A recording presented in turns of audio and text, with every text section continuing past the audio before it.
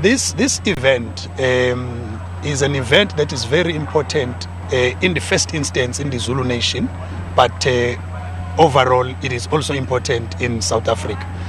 You need to then have processes where you then engage with the young girls who are called maidens at this stage, where you then take them through the processes of the stages which women will go through.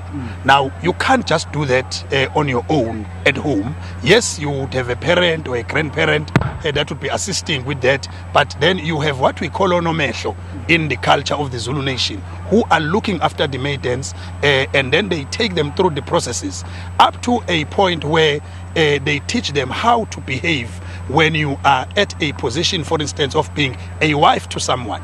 There are things that you can and that you cannot do when you reach that particular stage. So then they deal with those issues. But, well, maybe let me start with the issue around certain, even international organizations, whether it's World Health Organization and so on.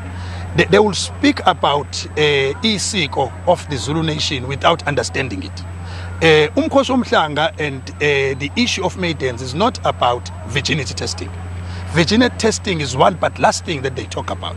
But what then Umkhosi womhlanga is about these little girls who become maidens looking after themselves. Now, how do you do that?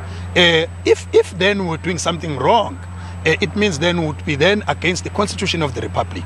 If the maidens are below the age of 18, then they can't even enter into contract, as you would know. But what it means is that the parents then become part of the process, and therefore the parents will then say to their little girls, would you want to participate? Remember, I said earlier on, this is not about virginity testing. Virginity testing is but one of them. Now, again, what is wrong about virginity testing? There is nothing, because you can't say it is wrong when, and you say that maidens are forced against their will. No, you go and interview them on your own.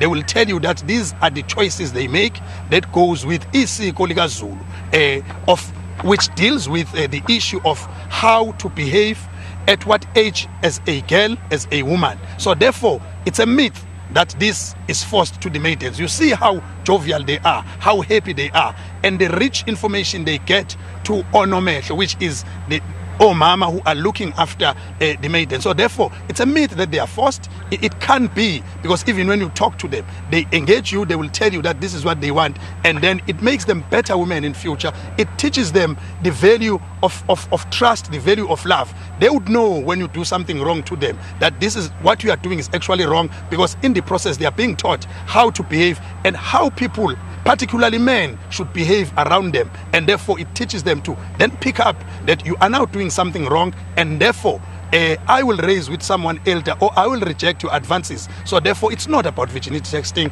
it's about a lot of other things that is taken from one generation to the other, because some of these maidens later on will become onomehlo. They will then be looking after those that will be coming behind them, and then they will take usiko lwamaZulu led by uMdlokombane and uNdlunkulu to greater heights.